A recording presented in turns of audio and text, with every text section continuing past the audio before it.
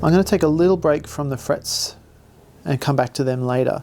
In the meantime, I want to address the tuning holes here. I identified in an earlier video that some of these are out of line.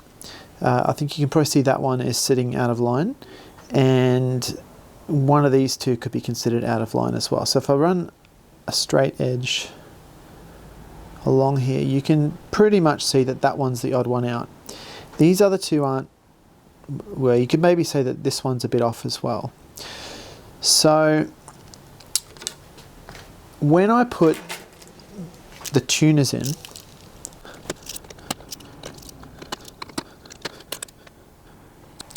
you can see that there's enough play in those holes to get the tuners themselves to actually sit straight. So the fact that that hole there is a little bit out of line is not actually a problem once the tuners are installed. There's enough wiggle room there to get it where it needs to be. However, it's a different story on the other side of the headstock. On this side, it appears that these two holes are much further out than their counterparts on the back. So if I run a straight edge here, that straight edge basically lines up with 1, 2, 4, 5, but these two are too far that way. So these holes really need to be filled, re-drilled in their correct spot. And if I leave the hole on the back the way it is, then that should be okay. It's really only these front holes that are the problem. Actually, after checking this again, I think I can probably live with this one. I don't think it's out enough. I'm just using a fret rocker to actually check how out of alignment they are. That one's so slight, I don't think it's going to be noticed, but this one is significantly out compared to the other. So I'm going to fill this one and re-drill it and hope for the best. So to fill this hole, I've bought some dowel. I think it's Tasmanian oak, which is probably neither here nor there. And at the moment it's a little bit too big for the hole, so I'm going to sand it down and so it'll fit.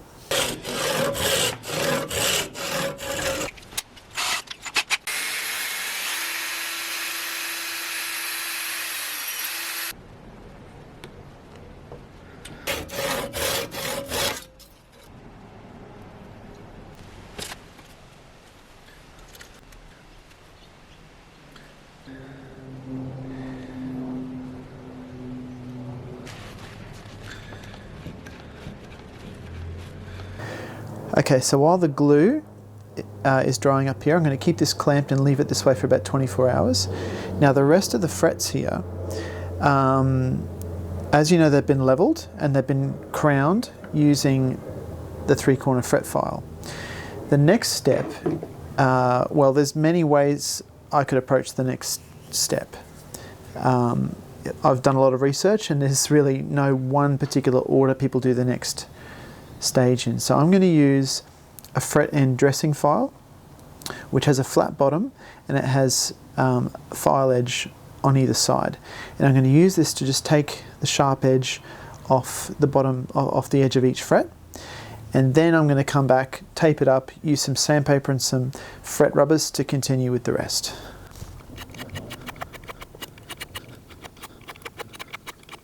Now in theory, because this has a flat bottom, I don't really need to tape the fretboard off. It should damage the fretboard. That's the idea anyway.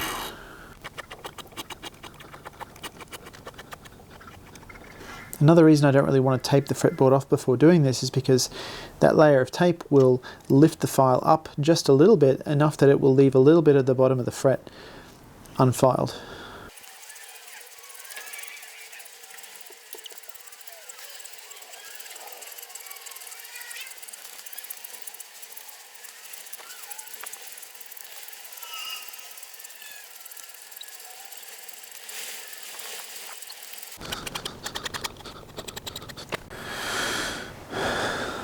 Okay, that is feeling smoother.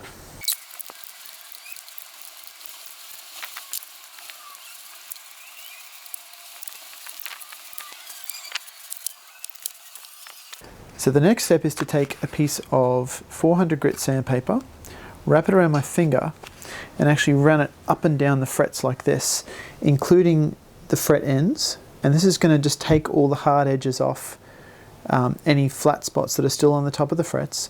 It's basically going to round everything over, and if I do it consistently, then the final effect is consistent.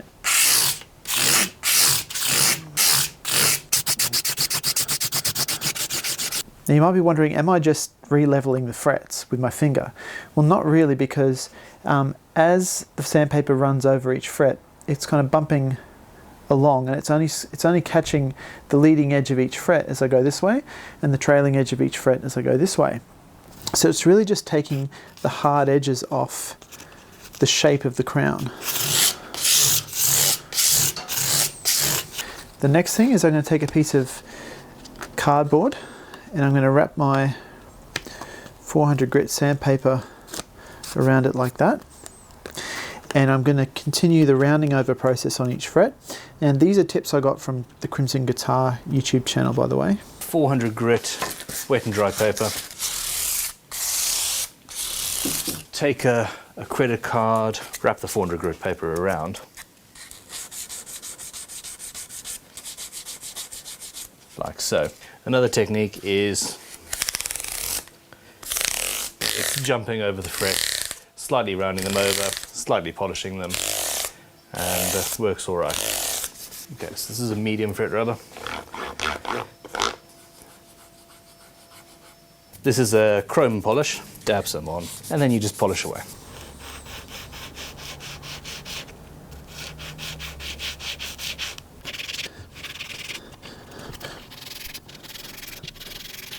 I'm trying to do each one exactly the same, so there's a consistency about it. And if I'm removing any material from one fret, I'm doing it the same for each fret.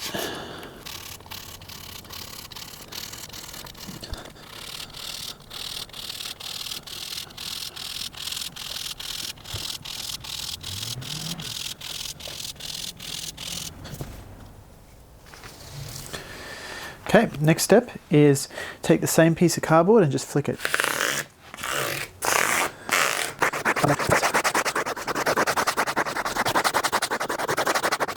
It's feeling very smooth.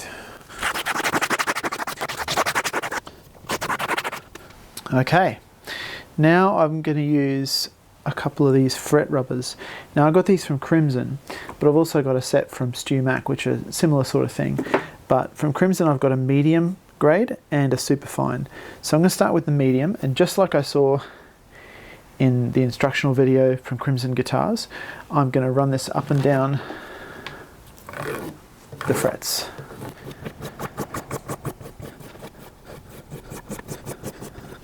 Gee, they're really starting to get some shine to them now.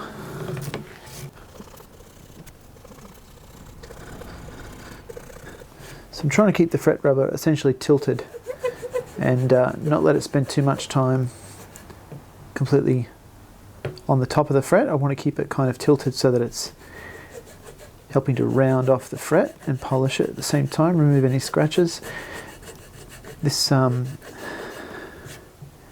this medium grade rubber is I'm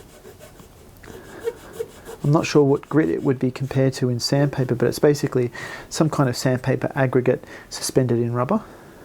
So it does a similar job to sandpaper, but it's a lot softer and smoother for finer work like this. Certainly not removing as much material as sandpaper would. Yeah, these frets are just looking great.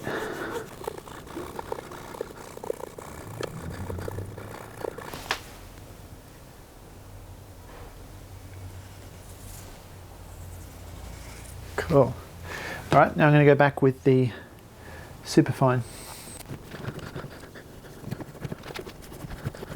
Yeah, the scratches in that last fret are pretty much gone now. I can feel nothing at all as I run my fingernail along it. That'll just feel so smooth and nice to the touch. Okay, the last step here, which I may have to do again later, we'll see. The last step is basically to take a little buffing wheel on a rotary tool and some metal polish and buff up each fret with the rotary tool. So that's what we're going to do now.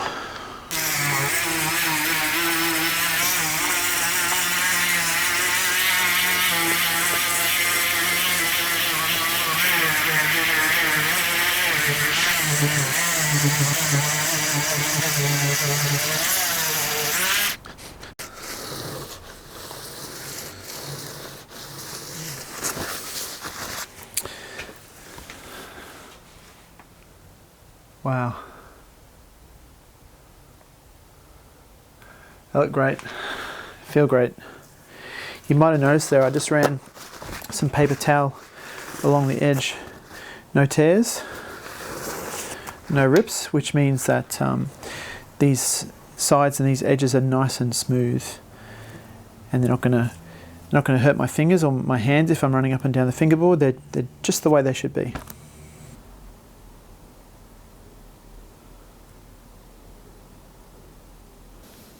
Okay, so next thing on the list is I want to see if there's anything I can do about these scratches along certain areas of the fretboard. That was where I was trying to remove all of that wax, and I just could not get it off, and I ended up really scratching the fretboard up around these areas. So I'm going to try and use a water hydration technique with a soldering iron to heat it up to see if I can hydrate some of these scratches out.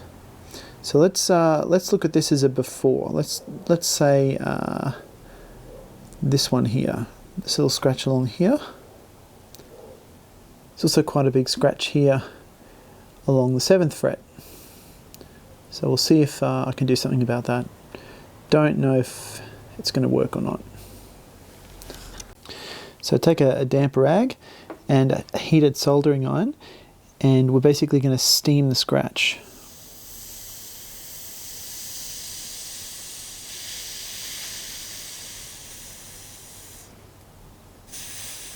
Well, that has definitely softened the scratch. And then here at the 7th fret as well.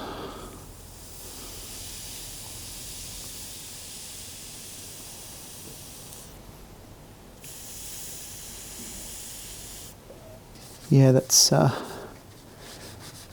reasonable improvement there.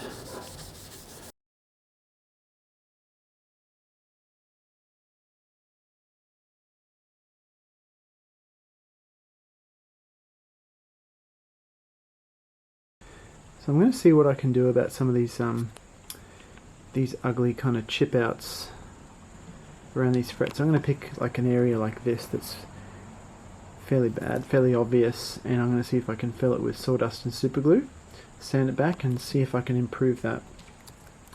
I mean, I can't make it look much worse, can I?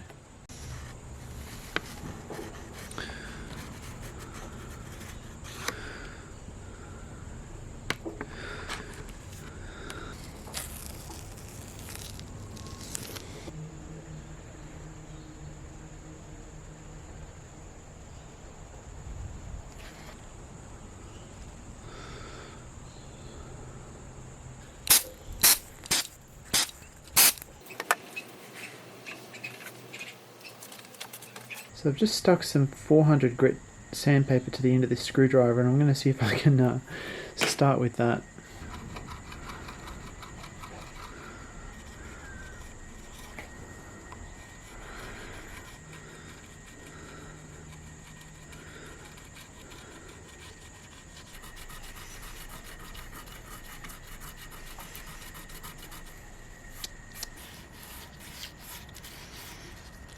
Well, after some initial sanding there, you can sort of see just here the outline of where the super glue fill was done. But that's done a pretty good job. Once I've sanded that a bit smoother, you know, I think that's going to look a lot better than it did.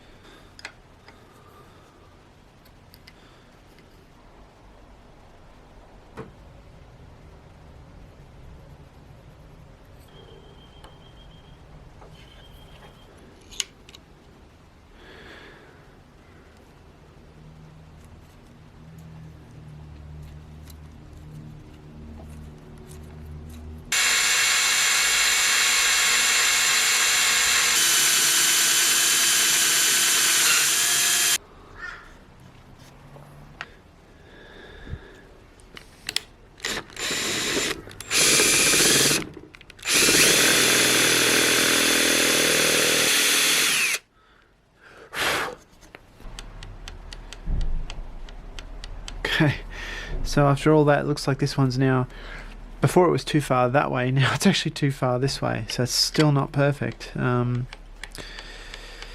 Okay, well, the good news is there might still be a little bit of wiggle room there for me to kind of widen the hole in this direction. So I'll do my best.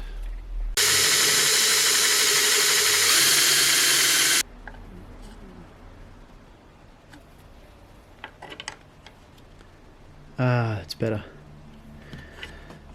Okay. Good, good, good.